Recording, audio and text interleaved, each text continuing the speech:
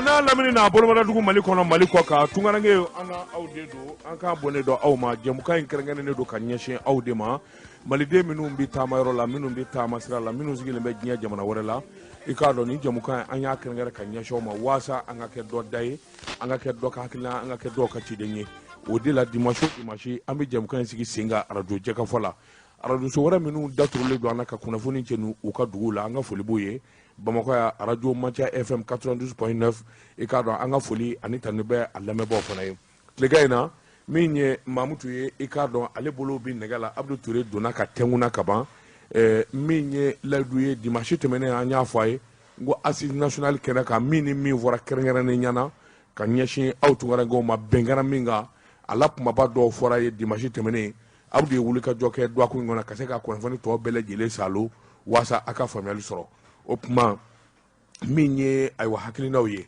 o de be ka sababu ye jamana yere nyeta ani dabalu ka tige fere kura ka tige malien minnu bi jamana ko ka olu ningumbe assise national ni na sabula wuli ka jo bolo dara ka nyeshi aw chama ma jamana warela aka fela to fo felata ni hakilina minnu bora awlo be farala nyanga minye jakuluba misigile be jamana yere to ala ka nguna nyenye bo nywana ikado hakilina minnu bora kono amina hukuma bo de fo ay ka nyeshi malien minnu tamana Abdou Touré ini sogoma ambali sogoma do farani kile ma fo ka fo ma fo be kulubana wati na mbubu la jule fuku wala nyimado ka ngafuli faraka modo batu ngora ka fuli kam ina fo ya fo chugomena ledu koni o juri femi do kunte mena ina fa ko ko chugomena o femi koni nye anga siga fo ba ni o INR am se ka fo la bench mo kumbe ala sabula mamunu be no ka fo kulube jamana kono mun be jamana kofe bela jile yela tama inkeneka o femi ko ni wuli ka joy o kala jamana nyemo fe kata jamana de yoro mun ko simme jamana ko kanana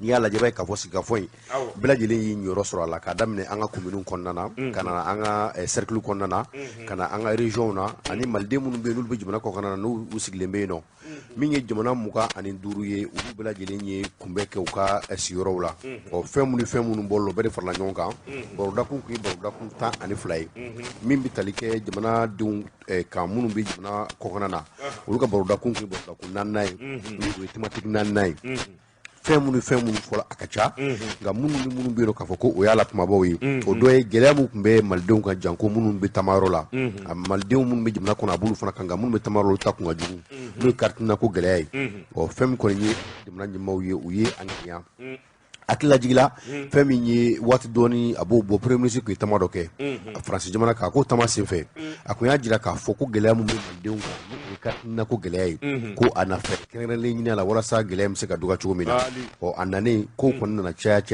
ga minyi mo akila jigila abole tamayina ka wati doni ke aye mumbe no fama ko conseil interministériel ka ministre chama wolo siga ko kuna akla ko chiduma ay taga taw akli jagabo ni fere jonjon fere ba kula akana amna o fere jonjon ke wala sa famille gelab se ka duga chugomina o kala ka ko ANR nye ANR ko na do ala ga mun ko na labano o kuma fola ANR keneka o ka fo carte nina ka fo ka semido malik passeport ko ani semen woro ko la ko jusqu'à preuve de contraire pas suspana o ko di kwa gluna baro barap me nok me kenay folo o feminyo o bala jile gluna ko bina nyini yere feminyi malika passeport biglani carte na me natu le mala no carte na fana biglan France jamana kan bi ko bina nyini o fem bala jile amene akusuna kasabe ka chekana anuntur mali yere kono o nan na mali kono no so ni barakura mu mina ken carte ni na na bla mine min kono abi bla ko nana nga mun kono be no jelendo we ka fo femi carte do o bina bo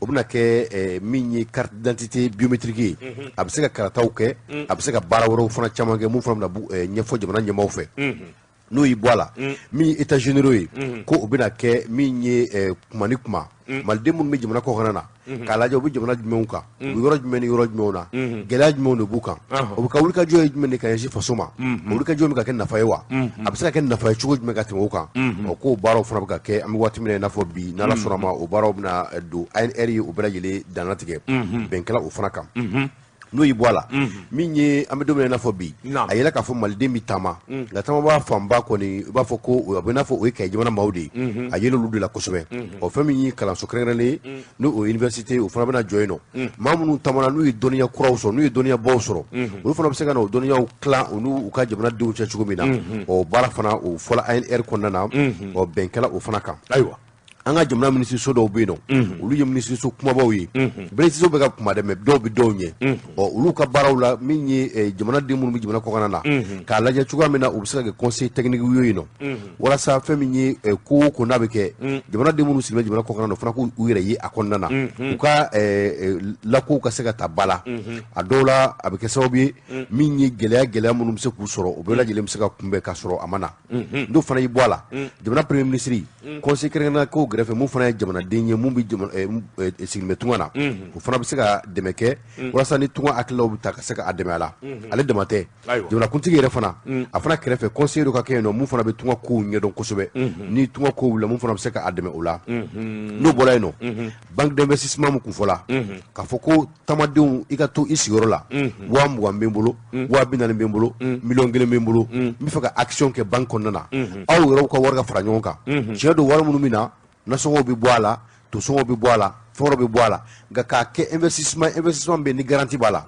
o dɔ ye banque ko ye donc o fana o kuma fɔla ANR kɔnɔna na bɛnkɛla o kan k'a fɔ banque d'investissement bɛna dayɛlɛ jamanadenw ye minnu bɛ tunga na n'o fana y'i bɔ a la mun ye a fɔra ko a bɛna lajɛ sisan i n'a fɔ an ka marabolo bɛ cogo min na k'a lajɛ marabolo o marabolo n'o ye région ye région sigi cogo la i bɛ k'a fɔ o ni conseil hakɛ dɔ ka kan o ni député hakɛ dɔ ka kan ka an ka jamanadenw ka ca yɔrɔ minnu ni yɔrɔ minnu na k'a kɛ i n'a fɔ gun duuru min bɛ diɲɛ kɔnɔ ka o fana ta k'o lajɛ k'a lajɛ lasigiden ka k'u bolo o kelen kelenna bɛɛ lajɛlen kan min ye continent n'a a lasigiden an ka lasigi bulon kɔnɔna na n'o ye député bulon kɔnɔna ye o bɛ kɛ sababu ye gɛlɛya minnu bɛ minnu kan continent ni continent o gɛlɛyaw na dɔn ani ka fura jɔnjɔn sɔrɔ olu la mun fana fɔla o ye k'a fɔ ni maliden mɔgɔ 1000 sɔrɔ jamana o jamana kan a bɛna wajibiya ka consul honoraire maa min bɛ yen nɔ n'a bɛ se ka jamana yɛrɛ kuma fɔ n'a bɛ se ka jamanakuntigi n'a bɛ se ka a jɔyɔrɔ fa o jamanaw kan n'a bɛ se ka sɛbɛnfura ko dɔw ɲɛnabɔ walima consul général ko fila dɔ la kelen kɔni bɛ sigi o jamana na donc o fana ye fɛn min bɛ yen nɔ ni o dantigɛla ANR ale kɔnɔna na ɔ fɛn min kɔni ye mun kun fɔla k'a fɔ ko maliden n'i taamana maliden mɔgɔ jumɛn de n'i taamana n'i sigira ka na faso kɔnɔ fo ka na se waati joli ma i maliden mun bɛ jamana kɔkan na o kuma fana i n'a fɔ a kun dantigɛla ka kɔrɔ nka seginkɛla ka na o fana kan ni maa min bɛ n'i bɔra i ka jamana kɔnɔ Mali kɔnɔ ka taga sigiyɔrɔ la i taala kalanna i taala baara la n'i ye kalo 6 sɔrɔ yen ka ban e bɛ jate maliden fɛ maliden min sigilen bɛ jamana kɔkan na n'i ye kalo 6 sɔrɔ yɔrɔ jumɛn i sigiyɔrɔ la misalila e karamɔgɔ dɔ tugura e bɔra yan i taala Faransi i taala Amérique i ye 6 mois sɔrɔ yen nɔ au-delà des 6 mois e bɛ se ka jate maliyɛn lecteurs fɛ maliyɛn établi à l'extérieur fɛ o waati la donc ni e sigila yen i ye waatinin kɛ i ye san 1 kɛ i ye san 2 kɛ donc i nana bɔ so n'i nana so fana k'a daminɛ i nadon na ka taa bila fɔ kalo 6 la a bɛ i n'a fɔ i ye maliden mun bɛ jamana kɔkan na nka i nana bɔ so nka ni o kalo 6 dafala i bɛ bila minɛn wɛrɛ kɔnɔ i n'a fɔ i ye maliden mun sigilen jamana kɔnɔna na mais a nana so a nana waatinin sigi a ma kɛ soden ye fɔlɔ nka n'i ye san 2 sɔrɔ yan an ka ɲɔgɔn faamuya n'i seginna ka na jamana kɔnɔ n'i nana jamana i ye kalo 6 sɔrɔ faso la i bɛ considérer i n'a fɔ i kun ye maliden mun bɛ jamana kɔkan na nka bi k'a fɔ k'i nana i senna jɔ faso la ka segin o tɛ dɛ a bɛ i n'a fɔ i bɛ faso la yan fɔlɔ nka i bɛ don statut min kɔnɔna na a bɛ i n'a fɔ maliden mun sigilen jamana kɔkan fɔlɔ nka sisan nana so ayi kalo 6 mana dafa a bɛ i n'a fɔ i kun bɛ yen fɔlɔ nka sisan i nana so maintenant o la avantage dɔw bɛ yen nɔ i bɛ se k'olu sɔrɔ fo ka taa se san 2 ma misalila mɔgɔ minnu bɛ yen n'a bɛ kɔkan na i b'a sɔrɔ sɛbɛnfura ko ni fɛnw ka gɛlɛn a ma kuma caman na ka se k'a tigi dɛmɛ ka olu bɔ a nalen kura don a ti kow cogo dɔn nka n'i kɔni ye san 2 ji min faso kɔnɔ ka ban i nalen kɔfɛ a bɔra tamadenya la donc i bɛ considérer i n'a fɔ maliyɛn tout court mun bɛ Mali la yan nɔ n'a sigilen bɛ yan nɔ ka fɔ ko maliyɛn établi à l'extérieur ko kuma tɛ se ka fɔ i ka kuma na bilen donc olu bɛɛ ye fɛn ye minnu dana tigɛla sɛbɛnfura ninnu kɔnɔna na ANR ye minnu ta ban alors an balimaw i k'a dɔn a la kumaba ye nin ye min ni min fɔra n'o kɔni bɛ tali kɛ ka ɲɛsin aw maliyɛnw ma minnu bɛ jamana kɔ kan a la kumaba ye nin ye o kuma Abdou i k'a dɔn ni fɛn wɛrɛ tɛ nin kɔfɛ sabula an y'a ye cakɛda caman bɛ yen minnu bɛ wuli ka jɔ la malidenw kama kɛrɛnkɛrɛnnen ɲɛna min ye 16e ye i k'a dɔn ale tun ye nin caman fɔ ka sɔrɔ bi tɛ kɛrɛnkɛrɛnnen ɲɛna hakili bɛ banque ko in n'a ɲɔgɔnna dɔw la 16e tun y'a ɲini a bɛ kuma jan bɔ k'a fɔ ninnu ka kɛ mais min ye dabali ban o de ye hali bi min ye ayiwa maliyɛn minnu bɛ jamana kɔ kan est ce que kuma kɛrɛnkɛrɛnnen kɛra u ka député ko kan kuma kɛrɛnkɛrɛnlen kɛra kan o de ye n ye mun fɔ k'a fɔ ko continent 5 la continent 5 kelen-kelen o kelen-kelen na a fɔra ko député 4 bɛ di u ma yen nɔ donc a bɛ i n'a fɔ n'i ye continent 5 fara ɲɔgɔn kan ni wasaden ni a bɛ hakɛ dɔ la a bɛ c'est de façon proportionnelle misali la a bɛ se ka fɔ sisan ni wasaden ye 100 ye donc mɔgɔ 10 bɛ di aw ma donc au lieu que a ka député ka kɛ 20 ye a bɛ kɛ 2 par continent et les 5 continents vont faire les 10 députés donc maintenant a fɔra ko 20 de bɛ d'u ma fɔlɔ nka o 20 fana na o ye continent kelen-kelenna député 4 ye. Oui, mais continent joli bɛ yen il y a 5 continents. Il y a 5 continents. Awɔ. Donc continent 5 in na naani bɛ d'u ma proportionnellement ça veut dire que 4 x 5 20 o ye 20 ye. Ah karamɔgɔ kunkolo ka ɲi dɛ. Oui mais ça c'est ça c'est tout à fait évident. Voilà donc o ko de bɛ sen na i n'a fɔ o ye député bulon ta ye u y'o kelen fana ɲini ni Sénat nana kɛ côté ten ni Sénat ko nana kɛ bɔfɛn ye o kelen ka d'u ma Sénat na. O kelen fana ka d'u ma tuguni fo yɔrɔ o yɔrɔ bɛ yen nɔ k'a fɔ ko mɔgɔw bɛ ta ka bila yen nɔ jamana fɛ n'o bɛ kɛ danaya mɔgɔw ye n'o bɛ kɛ jamana yɛrɛ kungo fɔbaaw ye n'o bɛ kɛ hakilila girimanw tabagaw ye u ka mɔgɔ ka ye yen nɔ walasa mun bɛ se k'a to hakilila minnu bɛ ta ɲinɛ kana kɛ taamadenw kɔ cogo si la parce que mun bɛ yen nɔ ni karamɔgɔ dɔ b'a tɔgɔ la ni mɔgɔw t'a faamuya n'a fɔra ko Mali ye tunkaranke jamana ye Mali ka tunga cogoya ni jamana caman ta tɛ kelen ye parce que anw ta la an ka jama yɛrɛ de ka ca yen n'i ye maliyɛn ta fɔlɔ ko an ye mɔgɔ miliyɔn 20 ye bi geti labanw y'o ye nka yɛlɛ o mɔgɔ miliyɔn 20 na mɔgɔ min bɛ kɔfɛ a dɔgɔyalenba ye mɔgɔ miliyɔn 6 ye donc cogoya dɔ la a bɛ i n'a fɔ ni maliden yɛrɛ tilan 3 ye a bɛ i n'a fɔ kelen bɛ kɔ kan ka ban donc u bɛ sigiyɔrɔ minnu na olu fana i b'a sɔrɔ mɔgɔw ka cogoyaw tɛ kelen ye mɔgɔw ka gɛlɛyaw tɛ kelen ye yɔrɔ dɔw yɛrɛ la i b'a sɔrɔ maliyɛnw bɛ yen nɔ mais u tɛ ɲɔgɔn kalama u cari-carilen don donc ka se ka fɛɛrɛ ni dabali kɛ u ka se ka jate k'u dan mɔgɔ joli de bɛ nin jamana kan ni mɔgɔ joli bɛ nin jamana kan parce que an b'a dɔn bi diɲɛ kɔnɔ ni ko wulila dɔrɔn jamana den fɛn fɛn b'i ka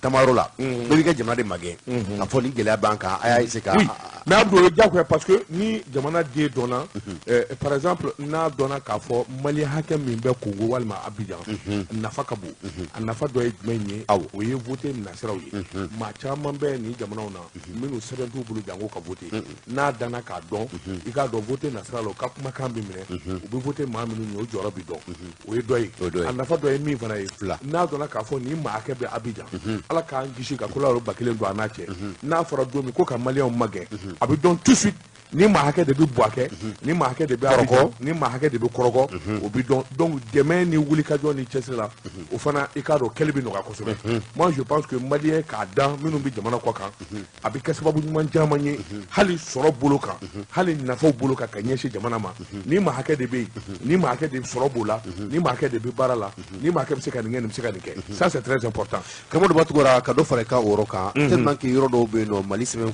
ko ni fɛnw gɛlɛyala u ma u sigilen bɛ yɔrɔ minnu na misali n b'a ta Benin kan n b'a ta Niger kan i b'a ye k'a fɔ maliyɛn minnu sigilen b'o yɔrɔ la n'u ye tamasira kan dɔw la i b'a sɔrɔ Mali ka lasigiden so ncinin dɔ de bɛ jamana fila ni ɲɔgɔn cɛ o de b'a jamana fila bɛ ɲɛnabɔ tout à fait i b'a sɔrɔ sɛbɛn taa ni ka segin i kan ka bɔ ka taa jamana ni jamana de ka taa sɛbɛn ɲini o taa ni ka segin n'o musaka ko ni o jigiyɔrɔ ko n'o fɛnw a dɔw bɛ diyagoya u sigilen bɛ yɔrɔ minnu na n'o sɛbɛn sɔrɔli nɔgɔya olu ma ka u yɛrɛ kɛ o jamanaden ye ka sɔrɔ malidenw don donc o gɛlɛyaw ko oui an y'an da don kuma na kɛrɛnkɛrɛnnenya Benin jamana maliyɛn caman bɛ minnu yɛlɛmana ka kɛ Beninois ye ala ni sɛbɛnko sɔrɔli gɛlɛya fɛ effectivement an y'o kuma fɔ yan minnu ni minnu b'o wulikajɔ la a bɛɛ bɛ kɛ nin bɛɛ bɛ kɛ sababu ye o hakilina ninnu k'o bɛɛ lajɛlen ɲɛnabɔ tout à fait voilà donc dɔ fana ye min ye i b'a ye k'a fɔ kuma caman na i ye kalata yɔrɔ min fɔ n'i y'a ta k'a lajɛ a fɔra ko maliden mun bɛ jamana kɔkan na mɔgɔ miliyɔn 6 nka an ka kalata tɛmɛnen na jamanakuntigi sigi tɛmɛnen na min kɛra 2018 la i b'a ye k'a fɔ maliden mun ye kala ta mun bɛ kɔkan na mun tɔgɔ tun bɛ liste électorale kan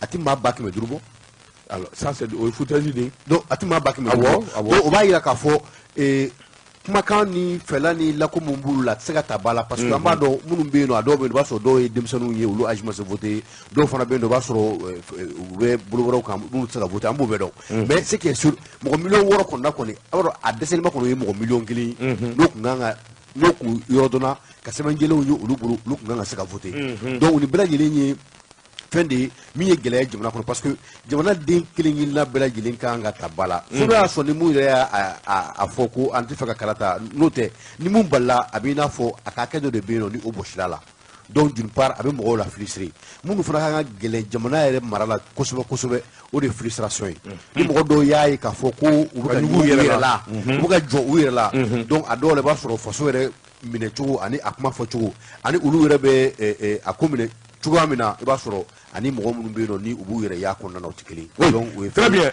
Abdou i k'a dɔn assise nationale nana ni hakilina minnu ye a faamuyara alors proposer quelque chose quant à dire pour le démarrage juste une autre chose alors nin fɛn minnu filɛ nin est ce que a daminɛna i ka ɲinini n'i ka sɛgɛsɛgɛ ou bien a ma daminɛ par exemple min ye sɛbɛnko ye o de gɛlɛya bɛ mɔgɔ la fɔlɔ passeport ko n'a fɛn est ce que a baaraw daminɛna en réalité sɛbɛnko la min ye o kɔni ta kɛla suspension directe ye parce que o décision a kuma fɔra c'est-à-dire suspension directe o kɔrɔ fɛn o fɛn bɛ yen nɔ k'a fɔ carte na tun bɛ conditionné a la sisan a bɛ i n'a fɔ a bɛ wuli ka bɔ o bɛɛ kan fɔlɔ jusqu'à nouvel ordre donc ça veut dire que mɔgɔw y'u ka passeport sɔrɔli daminɛ déjà o kɔrɔ sisan i bɛ se ka i ka sɛbɛnfuraw ɲini k'a sɔrɔ carte na document ni a bɛ introduire min kɛ a la walima a fiche individuelle k'a sɔrɔ o tɛ parce que n'a fɔra ko a suspend kɔni karamɔgɔ Daba Tunkara fɛn wɛrɛ t'a la a tubabukan jɛlen bamanankan na o de ye k'a fɔ ko a gulonna fɔlɔ a bɛ gulo fɛn o fɛn na fɛn fɛn bɛ yen n'o tɛ se ka taga a kɔ o bɛɛ bɛ se ka tɛmɛ ni a ka sira ye k'a sɔrɔ ale tɛ sisan fo ka n'a kɛ ni jamana ɲɛmaaw ye kumakan kura fɔ don min na kumakan kura min bɛ yen nɔ ni o bɛ kuma min fɔlɔ n'o b'o contraire fɔ. très bien an balimaw i k'a dɔn a bɔra ka kɔrɔfɔ bɛɛ lajɛlen mɛn Abdou i k'a dɔn waasa kow ka sabatiya ni ka ayiwa da turu ɲɔgɔn na an bɛ nɛgɛjuru bila lamɛnbaaw ye min ni min fɔra assise nationale la i k'a dɔn ka ɲɛsin aw maliyɛnw ma aw minnu bɛ jamana kɔ kan a y'a mɛn Abdou y'a kumaba fɔ a ye n'an ma min faamuya an bɛ o kama an bɛ se ka segin a kan k'o fana fɔ a ye walima ka ɲɛɲini wɛrɛ kɛ nka min ni min fɔra n'o ye a ka passeport ko ni fɛnw ye a jirala kabini janvier kalo tile fɔlɔ k'a fɔ baaraw bɛ daminɛ ni min fɔra ni bɛnkɛr'u kan k'a fɔ kabini janvier kalo tile fɔlɔ baaraw bɛ daminɛ est ce que déjà an minnu tulo b'an na n'a b'a ka sigidaw la yalima gouvernement ye layidu minnu ta a dafara wa yalima mun b'a jɛ yalima aw tun bɛ mun wɛrɛ fɛ min ka fara a kan o tuma an bɛ nɛgɛjuru bila a bɛɛ lajɛlen ka bolo ka jɛ ka fɔ don 00223 20 24 76 29 20 24 78 78 20 24 98. Bienvenue sur Bamako 24 sur 24, 7 jours sur 7, la radio au Mali. 98, Abdou Touré. Musa Sali ledum ta do kunteme leru dafa la de a dafa aw ko kuma wara mun fola ko jago jugaye ko silamɛya ba kelen ko ka wuro sɔngɔ a ye ba kelen d'e ma a y'a di e mana ba kelen sɔrɔ ko ne kɔni ye ba mugan ye Abdou ne ko karamɔgɔ i n'a fɔ a fɔra cogo min na karamɔgɔ Daba Tunkara fɛ nɛgɛjuru bɛ aw bɛɛ lajɛlen ka bila la walasa aw ka se ka nɛgɛjuru ci min ye an bɔra ka kumaba minnu fɔ aw ɲɛna sisan assise nationale de refondation ANR baaraw kuncɛla min ye baroda kun naaninan ye o de tun ye tamadenw o tun bɛ olu ka kuma ɲɛfɔ u ye fɛn caman fɔ a la an da don o la k'o lase aw ma nɛgɛjuru b'aw ka bila la 00223 24 76 29 allo o purugutɔla ma tu maa wɛrɛ lajɛ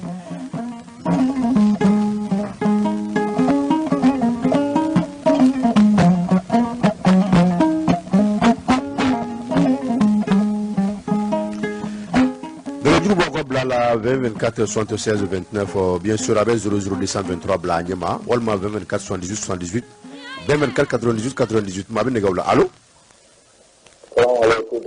wa alaikum salam somɔgɔw kɛnɛ balimakɛ basi foyi foyi tɛ yen b'aw bɛɛ lajɛlen fɔ ne ye balo ye ka bɔ Itali balo Itali tabarikala toujours semaine tɛmɛnen ne tun ye wuli kɛ a tun yira la k'a fɔ vraiment passeport ni carte ni na a farala ka bɔ ɲɔgɔn na bon an ye mɔgɔ min sɔrɔ mɔgɔ min taara ambassade la ka taa ɲininkali kɛ a bɛ taa mɔgɔ 400 dɔɔnin na ambassade mɔgɔw y'a yira na comme quoi u t'a kalama fɛn ma f'u ɲɛna fɛn caman kɔni bɛ fɛ n'a y'a sɔrɔ baara daminɛna aw k'a lajɛ aw ka taa ko ɲɛɲini ka ɲɛ kosɛbɛ parce que faut pas que ni an bɛ yɔrɔ min sisan vraiment tɔɲɔ fanga ka bon kojugu nɛnɛ bɛ yan nɔ nin wagati in na neige bɛ ka jigin san'an an tɔɔrɔlen don quoi walahi bilahi tɔ foyi t'an na bilen n'a fɔra ko don o don an sigilen don fɛn kelen min kama n'a fɔra ko don o don ko o kuma de bɛ fɔ bɔ sisan ne bɛ ka jate nɛgɛli ni fɛnw ye a tɔ la quoi mais n'a y'a sɔrɔ a baara kɛla a vraiment a daminɛna u k'a lajɛ vraiment u ka tiɲɛ fɔ an ɲɛna quoi. D'accord, ok. Parce que an tɛ ka foyi de faamuya quoi olu bɛ se ka bɔ télévision na cogo di ka nin kuma fɔ k'a sɔrɔ vraiment a kow bɛɛ ma sigi sen kelen kan fɔlɔ bon ne yɛrɛ kɔni ma se ka foyi de faamuya la quoi. D'accord, ok, Balo. Bon an ka représentant minnu bɛ Mali la yen nɔ vraiment an kɔni b'a ɲini quoi u bɛ député ko kuma minnu ni fɛn minnu na yan nɔ yan fɛn bɛɛ papier de u k'a lajɛ vraiment u ka kuma papier ko in na quoi parce que olu bɛ député ko minnu ni fɛn minnu na yan fɛ yen nɔ o t'anw intéressé quoi. An bɛ yan nɔ an bɛ si kɛnɛ ma nɛnɛ b'an kan neige b'an kan an bɛ maɲumantɔ ko la yan nɔ olu b'a la yan fɛ ko député ko ni fɛn o mun député ko ye. N'i y'a ye i bɛ banque d'investissement dayɛlɛ n ka cɛ i bɛ baara de la yan papier de b'i bolo. So vraiment ne kɔni b'a ɲini ɲɛmɔgɔw fɛ u ka nin ko lajɛ quoi vraiment u k'a lajɛ quoi u k'an bɔ degun kɔnɔna na quoi can tɔɲɔna quoi tɔ foyi de t'an na walahi. D'accord, ok, Balo, a faamuna. Mɔgɔ dɔw bɛ yan nɔ yɛrɛ u banna walahi bilahi u tun b'an ka groupe la yan nɔ an ka association na yan nɔ u banna yan nɔ an y'an bolo fara ɲɔgɔn kan maɲumantɔ ko ni fɛnw hali k'u lataga an ka ca bɛɛ kɛra problème ye u t'u latagali est-ce que an ka sabali sa. A faamuna. A faamuna Balo. Mais an jagoyalen de don pour que ka kɛ italien ye. An tun b'an faso fɛ. Mun de b'a to an ka nationalité falen ka kɛ jamana wɛrɛ mɔgɔ ye k'a sɔrɔ an ka jamana bɛ yen nɔ an kɛlɛ t'an n'u cɛ foyi t'an n'u cɛ. An obligelen don pour que ka tubabumusow furu ka yɛlɛma ka kɛ jamana wɛrɛ mɔgɔ ye k'a sɔrɔ a man d'an ye. Vraiment ne kɔni b'a ɲini aw fɛ vraiment a ye taa ministre kama quoi a k'a ɲininka quoi a ka fɛn jɔlen fɔ mɔgɔw ɲɛna quoi. D'accord, ok. D'accord, ok, Balo, merci bien a faamuna. Vraiment a bɛ ka sara ta kalo mana sa a ka sara bɛ d'a ma sira fɛn fɛn kan ka di ministre ma a bɛ ka d'a ma vraiment jamanadenw tun bɛ quoi walahi. An kana ɲɔgɔn nɛgɛ quoi ko n bɛ daba fo. A b'a mɛn a tulo b'a la. Alors Balo merci bien an b'i fo k'i waliman dɔn Italie mais Abdou il va falloir que mɔgɔw ka fɛn kelen faamu. Moi je pense que a ye fatɔ minɛ o de ka gɛlɛ a y'a kun di ye an tɛ gouvernement défend an tɛ maa défend mais il va falloir que maliyɛnw fana k'a faamu min ye sɛbɛnko ye maa kelen ko tɛ jamako de don jamana kelen ko tɛ donc a fɔra k'a fɔ ko ayiwa a baara bɛ kɛ u y'a fɔ u da cɛmancɛ la bon n'u y'a f'u da cɛmancɛ la moi je pense que a bɛ kɛ bon parce que il n'y a aucune raison fɔlɔ layidu caman taara tunkarankew ye k'a fɔ nin bɛ kɛ a ma kɛ o kun ye politiki baaraw ye nin tɛ politiki baara ye an bɛ transition de la transition wajibi don olu de ye mɔgɔw sigi k'a fɔ a ka kuma majɛ ni fɛn min bɛ yen walasa jamana kana don fili la moi je pense que kɔrɔtɔ ko tɛ bilen alors a fɔra k'a bɛ daminɛ 1er janvier bon service baara don jamana kelen tɛ Italie dɔrɔn tɛ France dɔrɔn tɛ Maroc dɔrɔn tɛ maliyɛn bɛ diɲɛ jamana bɛɛ la donc o papier ko ni fɛnw ɲɛnabɔli je pense ne hakili la ça va prendre au moins 10 jours 15 jours. Karamɔgɔ dɔ b'a tunkara maa min bɛ yen n'a ye san 5 san 6 kɛ ka fɛn kɔnɔ min ye tile 1 tile 2 moi je pense que a man ka kɛ maa min kɔrɔtɔ tiɲɛ don a bɛ faamuya mɔgɔ sɛgɛnnen don mɔgɔ degunna mais moi je pense que a bɛ kɛ an tɛ mɔgɔ défend honnêtement an tɛ mɔgɔ si défend mais on veut vraiment que mɔgɔ k'a faamuya 23 223 20 24 76 29 le 20 24 78 78 allô 0223 20 24 76 29 le 20 24 78 78 20 24 98 98 allô bien alors nɛgɛjuru b'aw ka bila la i k'a dɔn min ye assise nationale kɛra min ni min layidu tara tunkarankew ye Abdou bɔra k'i da don a caman na hakili a ye caman faamuya a la gɛlɛyaba yɔrɔ dɔ tun ye passeport ko ni ayiwa carte nina ko ye u y'a jira k'a fɔ anw m'a fɔ faamaw de y'a fɔ an kɔni bɛ kunnafoni min n'an y'a mɛn n'an bolo dara tiɲɛ kan an b'o lase a fɔra bɛɛ y'a mɛn alors i k'a dɔn dɔw y'a jira k'a fɔ a sumayara tiɲɛ don a sumayara nka ne ɲɛna n'i ye ne ɲininka dɛ min kɔni fɔra i k'a dɔn a ma tɛmɛ dɔgɔkun bɔ a tɛ kalo bɔ o yɛlɛmani bɛ wajibiya gouvernement kan je pense qu'il va le faire alors assise nationale la min ni min fɔra ka ɲɛsin aw ma hakaja n'a sɔrɔla a ye faamuyali sɔrɔ a la tant mieux ni min ma faamuyali sɔrɔ walima i bɛ se ka dɔ fara a kuma kan téléphone b'aw ka bila la 00223 20 24 76 29 allô salam alaikum allô oui nba ça va jɔn de don oui bisimila nba allo bi an tulo b'i la i bɛ k'a lamɛn mun na i b'o datugu i bɛ k'a wele ka bɔ ɲɔnɔ ni bi jamana ko ne wuleli ken jamana ko nana angara ko ambe ka to nyini kife ni bi nyono ite kuma ni ma minu bi jamana ko ka yame ibe akato ni wati na minyi Sadio Kebe ko ka foli fena ka bo Congo Brazzaville ale be kan laje phase Facebook kan no o daba tungara officiel bunu mi fe kan laje ayo sogo daba tungara officiel la na o sogo la ka ba abi jaw bela jile ni kuma bi negola karamo oui salam alaikum. Oui, petit d'abord, comment vas-tu, Inabdou? Salam alaikum ma non nake lama kamar la ka ko ni kama ko di nake lama to wala na nya mayel ma ba ya aywa bismillah kamara ibado wa hal kalam ba am malion kan encore to len no toro bien sûr de fait que na pour administration bara de laydu de tara laydu nun talite aka fa fara do mun akero don mo ko mu munyi de ka de ne kaka jamana kelen ta ga jamana kelen ni koy bien sûr da adama jonga na poroto ino kale doucement kana kina fo be jamana ke galon tigere dana pas du tout bon voilà bo anga bo hukumu ngono ay mu fo ko ni malem ya sans plaque ko fe vraiment ko ji ko yoro nya appliquer quoi ku ja kan malem pe sans plaque mali kono et tu kotra kalama tuguni do e tenga bo mali den ko ra munu be ko fera la na yoro ni de be ka on bali parce que do go ta sanduru sigi sanworo mais tellement toujours le que malien nga kuma ko bagay wa nous mon fo un conseil doit être à côté du chef d'état pour que malien kuma ko nous ba to ka ke mal demu skile be ko mun be mal donga wa hal donna te ka do fa kono o kana ke nyana plein mo ko ko wa inter ko teri non ka ke mal dinay je pense que nous qu'on avancera tant que nga jamana te ka nyol la fiawa tout à fait Camara. Bon, en tout cas, comment va faire comme il y a des gens qui veulent qu'il faut. Maniant que le malangolon de ma bonne à Allah mena.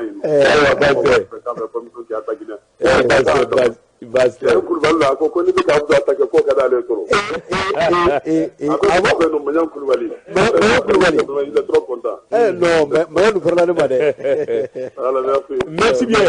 Abdou Ikadon Camara Gabon Libreville, je suis parfaitement d'accord avec lui.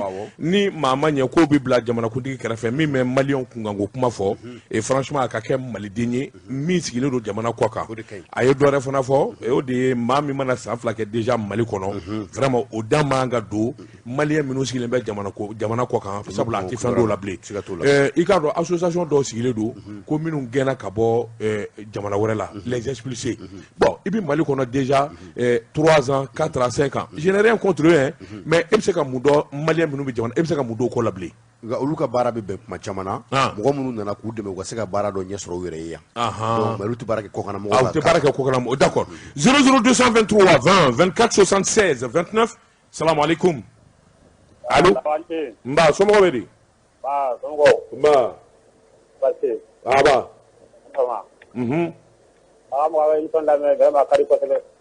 d'accord ok merci bien Nche 00223 20 24 76 29 20 24 78 78 Djekafo. Salam alaikum. Allô 00223 20 24 76 29 Abdou Touré. Allô karamɔgɔ dɔ wara minnu bɛ k'an lamɛn n'aw bɛ Mali kɔnɔna na aw tɛ weleli kɛ nin jamukan in na o ye hakililajigi ye k'a fɔ min fana ye an balimakɛ ne o ye Cheikh ne min ye Badeni Kulubali ye k'a bɛ k'an lamɛn nin waati in na ka bɔ Espagne ko k'a foli f'i ye. Merci bien. Salam alaikum. Allô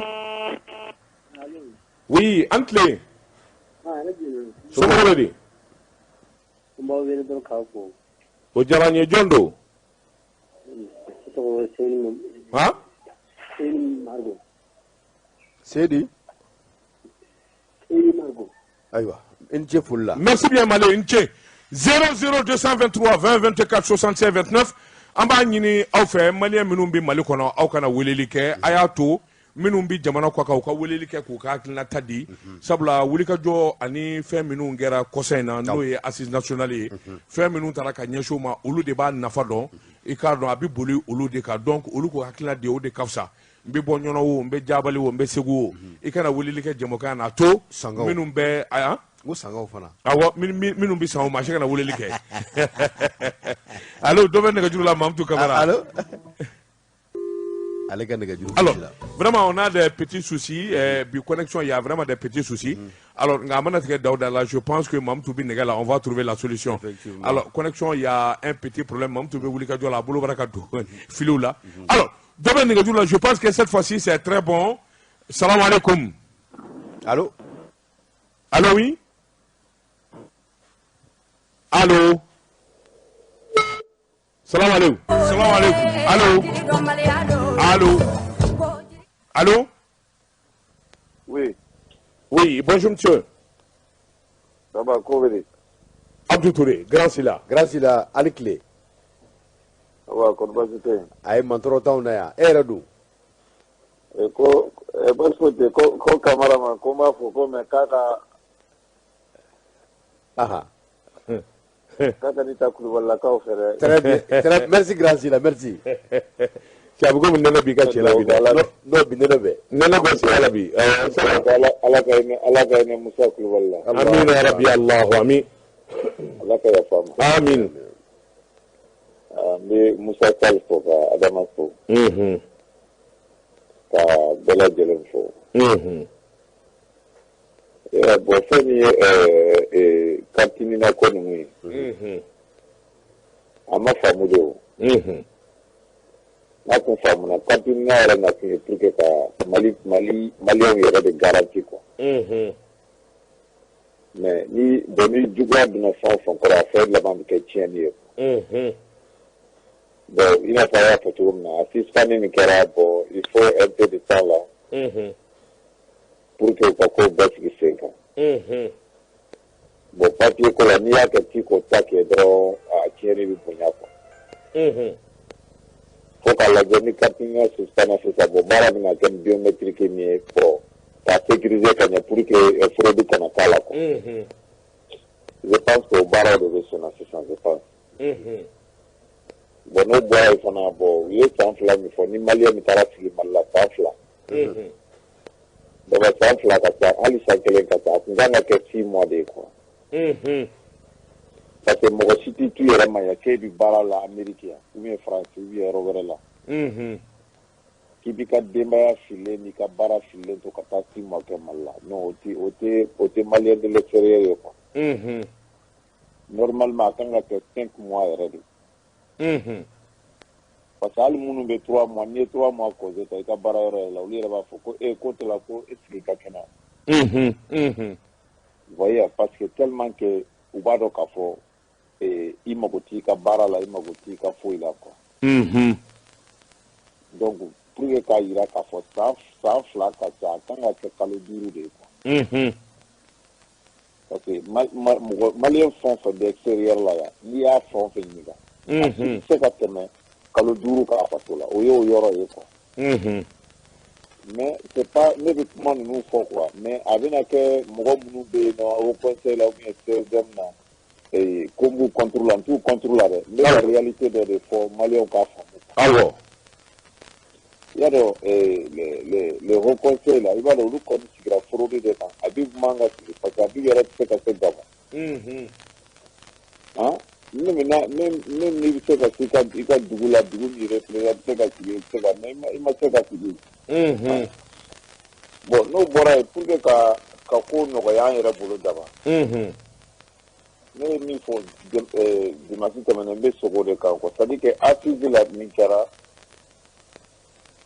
a fɔra ko ka jɔ minɛ de kɛ ko ka jɔ minɛ don ba la bon ni jɔ minɛ donna ba la normalement o fana kan ka bɛn anw ka 31 fête de ma quoi. Non n bɛ ka tiɲɛ de fɔ dɛ parce que daba i t'a dɔn ko i b'a dɔn par exemple sisan mɔgɔ bɛɛ b'i ka siya de la fasa quoi. Tout à fait. Voilà donc n'i nana yan nɔ i b'a sɔrɔ jufu ka laada kelen laada bɛ jufu bolo a ka ca n'anw ta ye siɲɛ kɛmɛ. Jufu ka laada ka ca bɛɛ b'o dɔn yan mɔgɔw b'o dɔn u ka seliw seli gouvernement yɛrɛ olu tɛ taa baara kɛ wa hali Amérique yɛrɛ b'a sati k'a fɔ ko nin ye jufu ka fête. Chinois ka fête bɛ ten o cogo la donc n'a ma ɲɛ ko farafin bɛɛ farafin bɛɛ tonso n'u barajuru bɛ Mali de la ko Mali de laadala ko bɛ ka caya donc an fana bɛ nin ta ka don ba la de pour que ka se ka ni olu ka an ka 31 na ni an ka karamɔgɔw ye ani chrétiens ye u taara Asimu fo normalement nin ko in kan ka kɛ jɔ minɛ de la pour que k'a jira k'a fɔ sayɛlɛma b'a yɛrɛ bolo donc an bɛ tɔgɔ da la an yɛrɛ b'an ka fêtes kɛ d'accord voyez o de kun do ka fɔ daba ka bɔ kuma la k'an bɛ segukaw fo ko segukaw ye duwawu min kɛ k'a ɲɛna mais duwawu tɛ taa baara de fɔ dama Mali politiciens kana jateminɛ k'a fɔ ko jamana ye olu ta de ye ko anw commerçants ani anw geribuw ani anw arajo baarakɛlaw ani anw minnu bɛ dɔgɔtɔrɔya la ou bien anw minnu ye sɔrɔdasiw ye ko anw nana kɔɲɔminan de la daba o tɛ quoi an ma na o la dɛ mɔgɔ si ma ba tigɛ minɛ ka na Mali la an bɛɛ de maliden kelenw ye donc olu man fisa n'anw ye daba a jateminɛ n'i y'a jateminɛ wari de bɛ bɔ ka d'u ma miliyari naani de bɛ d'u ma san o san pour que olu k'u yɛrɛ dɛmɛ bon o la o ma se ka fosi kɛ jamana kɔnɔ o tɛ la an minnu an garibuw na an paranti minnu bɛ o an tɛ maliden ye dɛ mais pour quelle raison olu b'a fɔ ko fo fanga sɔrɔdasiw ka fanga bila or sɔrɔdasiw dun bɛ sira min kan u bɛ ka jamana nettoyer u bɛ ka baara de kɛ ka taa olu bɛ se k'o bila cogo di k'o d'aw ma a dira aw ma a ye nkalon ta ka da Musa Tarawele la k'o ye dictature k'a sɔrɔ Musa Ture ma a ma dictature kɛ mɔgɔ si o nkalon n'o fɛngɛw jɔra la Umaru Mariko bɔra ka bane ni bilen kɛ u y'o minɛ Umaru Mariko kan ka don kaso la n t'a dɔn mɔgɔ min na o y'a bila ale min yɛrɛ nana ko démocratie arajo joli b'a bolo clinique joli b'a bolo privé c'est-à-dire que i b'a dɔn k'a fɔ mɔgɔ ko tɛ quoi et puis mɔgɔ dɔw bɛ Mali la olu fana bɛ dɛmɛ Umaru Mariko fɛ ka sisan pour que ka jamana tɔ ci mais Seko ye duwawu kɛ malidenw de bɛ wuli ka baara kɛ sisan n'u bɔra dɔrɔn aw yɛrɛ ka bɔ k'aw jɔ parce que jamana n'a bɛ ci a ka ci bɛɛ ka ci siɲɛ kelen mais n'a bɛ jɔ fana a tɛ se ka jɔ nkalon kan quoi daba. Merci bien Haruna, merci bien Gracila. Ayi Haruna tɛ dɛ Haruna Kulubali. Merci bien. M'ale tɛ Musa Kulubali de kan. Bajɛ Sila. Bi dɔ k'a la ko n bɛ Musa Kulubali ka denbaya bɛ fɔ Faransi n bɛ Adama Ture fo. U bɛɛ b'a mɛn ni Ala sɔnna Sila. Aya bye bye. K'an bɛ Malien bɛɛ fo New York. Merci bien. Alors 00223 20 24 76 29 le 20 24 78 Radio Diakafo. Allô. Modibo Mariko k'a bɛ ka jaw lajɛ ko ka foli fiɲɛ na Abidjan a bɛ ka lajɛ ka to Abidjan n'a t'i cɛ ka di mɔgɔ ma a ka kuma cayara min ye Sadio Kebe ale bɛ Congo Brazzaville ko ka foli fiɲɛ na min ye Kasim Traoré ale bɛ Indonésie ko ka foli fiɲɛ na Indonésie awɔ Segu Jabi bɛ k'an lajɛ daba tunkara officiel kan ale bɛ France ko ka foli fiɲɛ na min ye Cheikh Aïdara k'a fana bɛ ka jaw lajɛ Haruna Kulubali ka bɔ Suisse ko ka foli fiɲɛ na k'a bɛ ka jaw lajɛ. Eh ben merci bien. 00223 20 24 76 29. Allô oui, allô bonjour. Wa assalamu alaikum. Alaikum salam wa rahmatullah. Bismillah. Bismillah. Ne sigiro veni Italie ne Mamadou Kamangile. K'an wele ka bɔ min? Italie. Mamadou Kamangile ka bɔ Italie. Italie dugu jumɛn? Torino. Bismillah an tulo b'i la. Parce que bon an kan kɔni bɛ yan vraiment an bɛ gɛlɛya kɔnɔ vraiment quartier in na ko gɛlɛya bɛ mɔgɔw kan quoi. Bon vraiment mɔgɔ caman ne n terikɛ caman b'ale de bon ne yɛrɛ min fɛnɛ kuma la problème bɛ ne dan la. Bon ne ye wari min sara a bɛ taa ala l'o la fo euro 100 normalement an ka ɲan ka bɛn CFA mɛ ɲɔgɔn ma a yɛrɛ b'o dɔn. Bon dolu bɛ sɔn quartier in na burara dolu bɛ sɔn a man b'a la komi aw min bɛ Mali kɔnɔna la bon n bɛ sin ka information di ɲɔgɔn ɲini quoi. Iyo. Ayiwa. Alors i ka dɔn Abdou i ye Kamangile ka kuma mɛn je pense que i ka problème ni Ala sɔnna yanni sɔnnija a bɛ ɲɛnabɔ i ka dɔn kunnafoni minnu kɔni n'olu fɔra assise nationale la o b'a jira k'a fɔ a bɛna ta bala. Merci bien Kamangile Ala k'a ko nɔgɔya. Amen. 00223 20 24 76 29 le 20 24 78 Salam alaikum. Karamɔgɔ daba tunkara min ye Cheikh na Deninba Kulubali ka bɔ n y'a f'i ɲɛna Espagne kaw ko ka foli f'i ɲɛna min ye Fuseni Fofana ye k'a fana bɛ k'an lamɛn ka bɔ Congo Brazza. Dɔ bɛ téléphone na. Allo ani tile. Daba n tɛ. I tɔgɔ ni jamu i bɛ k'an wele ka bɔ min? I tɔgɔ ni jamu i bɛ k'an wele ka bɔ min? N tɔgɔ y'a jalo n bɛ ka wele ka bɔ Tabakoto. Tabakoto ni bɛ Mali kɔnɔ ti weleli kɛ ni jamukan in kɔnɔ ya bɛ hakɛ to awɔ. Désolé. 00223 20 24 67 29. Aruna Koulibaly depuis la Suisse. Aruna, bonjour. Allô, Daba, buongiorno, come sta? Tout est bene, tout a posto. Tutto a posto? Ah, sì, sì, lo. Allora. Daba Mbifo. Mba. Kabdu Tourefo. Ka Silakefo, États-Unis. Grand Sila. Ah, voilà. Ka Kamara Kenin do fana be to ka akuma jara tambe. Très bien. Ni jala ko ji. Ni jala ide Kamara Kenin be ade Libreville. Gabo. Ah, Kamara Kenin fana. Adaka. Mo te fo Kamara. Ah, voilà. Kamara la ka ganza. Ok, Daba Mofo. Foli jala nyo Koulibaly. Banga auditeur be fo. D'abord, il y a une proposition là, mais. Bon, jusqu'à présent, ce sont des propositions ou ce sont des actes concrets. Bon, beaucoup de gens. Parce que tant que nous, les trous de certains quartiers, Massadou situation informée officiellement. Bon, on a une conférence de la drogue, il y a une proposition que. Oui, cligné. Bon, Flana est mouillé, Fana. Bon, oui, mon faux Fana connaît mon mal là, comme malin de l'intérieur ou extérieur. Bon, moi je trouve que c'est une très bonne chose. Parce que mon chambre mal là, qui profite bien sur le dos des malins de l'extérieur. Ça, je le dis fort et bien. Ou toute association ni organisation ni fait créer sur le nom des malins de l'extérieur, ils sont des malins de l'intérieur. Franchement, il faut que tu aies des Kavilo au lac à Kougné donc. Tu vois, non? Tout à fait. Bon, moi, je carte ni na koi.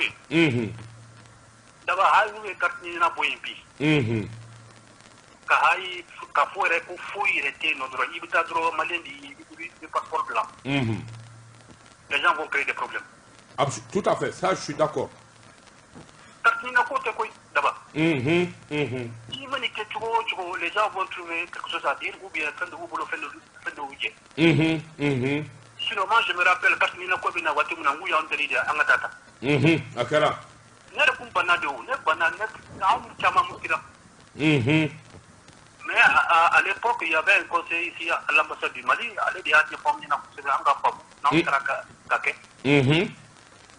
bon, quand faut que nous ayons papier, quand même, on a papier qu'on a fait, il y a des nous. Nous avons fait des cataniques 40 euros, ou bien 70 euros, voir d'autres qui vont créer d'autres problèmes. Tout à fait. Donc, on est vraiment où il y a disposition qu'il nous faut, qu'ils les mettent sur écrit blanc sur noir, qu'ils informent nos ambassades. Ambassade de l'association nous veut informer officiellement. Comme ça, avec un mot de quoi. Ok, il n'y a pas de souci. Sinon, voici donc Abdou Touré, Abdou Touré, ko numéro do be non yo vele ki ka ni na ni di avec effectivement. Abdou Touré. Ok là. Mais après, rien voilà. Après oui, toute logique Bamaya là effectivement. Voilà, on veut comment ça m'en faut quand les gens sont contents, mais après en réalité c'est pas ça. Bon, nous, de toute façon, il faut qu'ils écrivent sur noir sur blanc, quand il y a un comme informé. Bon, association Frappé, vraiment à papier au flé, là quand même on a quelque chose pour revendiquer. Ok? D'accord. Bon, il y aura une dobé, moi c'est qu'à Kandoni. Mon yenta de Europe là, Coco, député ou députation, nous faisons encore. Fin Flado, Aruna. Non seulement, aw séminaire do député ta la mais aw de ba ko député sougane munu muna aw ñoro kuma fo anga blumba kono ya. Exactement. Bon, Europe là quoi, nek ma fait ka état hido fo peut-être ça va venir. Peut-être que ça va venir. Na wati sera tu vas voir Abdou Touré manka chama bena vu. Afone de afina fo muna. parce que bina suru anga la fide mun biya no a chamante nya folawye ou bina que parti pris ni fait unye pour essayer d'arranger certaines personnes et ça va créer beaucoup de problèmes je suis sûr et certain bon ni namba ni la fide ou makel la trier donc ko chama be no abina gele ça c'est vrai. bon voilà on m'a fait ko de fo mba be fo merci bien Koulibaly. Voilà, menga cheni fo Francis, Jean Marco. Ça va mais. Ah. Aywa ne ko te anda saka man ta Jean Marco anga cheba do de. Nega cheni no. Aywa ta. Aywa Bazé. Ah, comme am Merci bien Koulibaly. Merci bien. Merci bien. Anitani Brady. Ah, merci bien. Merci bien. Bien. Alors, Abdou Ikado, Migné Aruna, Aye, Krofon et Krofon Minoufo, et bien sûr, c'est des éléments à prendre en compte. Comme votre monsieur Folo, oui. Monsieur le Faïdra Fanabe, Nege, Jurulan Watina. Allô? Allô, tu connais? Oui, Mohamed Chérif Aïdra, président 16e. En fait, au fond, vraiment, on dirait que les films pour le temps, pour que Maliden ka lafiya hake kadama abesa batira outla ka ada bet lo kampi ko jaranya ko be ba fe ki fo eni abdou ni ka ba yo be ani jaka bola be ba be vraiment fait mi fora netume abdou yo de kalang ama nya ala donc c'est vraiment bien ba fo ala ko be Foli jaranya maintenant en ce qui concerne l'application, il y aura un comité de suivi. On fera partie de cette commission de suivi pour savoir que Fémin fera à Belaoula. C'est la différence entre le DNI et le ANR. La diaspora fera partie du comité de suivi, d'exécution des résolutions. Alors, n'est pas fait qu'à Fémin faut diaspora et puis. Réunion Bébaron Kapoko Sedao, chef d'État et Nyonda la Ghana. Sanction Binata Anka. Miseka Sire, Momimbe, Ika, Radio Langa, Tekapo Lamana, Ubinake, Mofolo Miba, Kabili, Eretimafo. Sanction Tara Anka de Zakaba. Ah oui? Oui. Alors, donc, je n'ai pas paniqué. Moi aussi, quand on a paniqué, il y a la mort il ne peut faire que des sanctions financières, des sanctions fortes, mais on va résister. Donc, l'envoi de l'argent, ça va continuer. Déposer Ousmane dans Canada pour Koulibaly et prendre ses camarades, mais éviter le Koulibaly qui font des défauts. D'accord. Donc, on va résister, on va y arriver, Inch'Allah. Inch'Allah. Tout le monde va garder son calme, aussi bien à l'intérieur qu'à l'extérieur du Mali. Et mi frakan oye igaro donc mana ni Koulibaly keni na kamu utala ubaka bo aga paton sunde ibeka ka fanga la watu na data mexica aye parake aye kele ka ali jaka fodi mkogoro dartina ko afora ko aye mara ko na surala d'après les cartes d'identité biométrique, consulaire et électeur. Très bien. Et il y a un peu de quoi à un Nicolas. Vous voulez qu'il y ait des cacaras qui est député à Mouria. Il y a un Nico. Il y a des Alassona, les frères sur la Hambo France. Aïwa Bazé. Merci président, merci bien. Merci bien président. Iba Aruna Don, Abi Sorinia. Merci bien président. Voilà 00223 20 24 65 29 le 20 24 78 70. Allô? Allô? Oui. Basti, ton jawabi ka wele ka bomi? Kabo pont na Shomar wagi. Shomar manga ci grefe bo manga grefe doni Shomar. Shomar ko to woni? Ko ka karamila. Alhamdulillah wagi. Abuga jamgala me atlaj membela. Ambe ka jamgala ye. an bɛ dugawu kɛ ye. Ayiwa. Dɔgɔkun tɛmɛna an y'a kunnafoni min. Awɔ awɔ. An kɔni ni jɔrɔ na n bɛ kɛ dugawu kɛ ala ka kɛ ɲɛtaga ye. Ami ami ami. Ala ka dugawu minɛ. Merci bien ajala ye wagi. K'an bɛ pɔn ka bɛɛ lajɛlen fo wagi fɛnkɛ bɛ yafa bɛ i bɛ foli fɔ yafa ye. Merci bien 00223 20 24 76 29 le 20 24 78 78 radio Djekafo Mamtou Dobe salam alaikum. Allô? Allô? Abdou. Caméra. Mais il sera là. Bon, je suis en train de lancer un appel aux populations maliennes. D'accord. Vraiment, demande si c'est donné une bourgeoisie. Il y a une image de vraiment, l'image là fait très mal au cœur. D'accord. N'a pas un nyama mounou, bon, n'y a pour pour les réunions bourgeoisie au cœur, surtout quand vraiment, je pense que c'est une mauvaise image. Comme j'ai vu le Bachili en tant qu'un homme de droit et responsable, d'accord. Avec un bourgeoisie aussi, vraiment, c'est pas bien. C'est des images qui ne sont pas bons. D'accord. Vraiment, c'est un Malien de Kassabali, c'est mon bébé. Abi malati jamana sira malien don de ñogon burga ka ñogon la goti ka jalon na ñogon ka ñogon lepp ya bal dron dira a te faragira donc c'est une mauvaise image. D'accord, ok. Merci bien. Bien. Sûrement le dernier auditeur Abdou Touré. Biranti Dambélé kaba kan lameli watna ko ka foli fiena.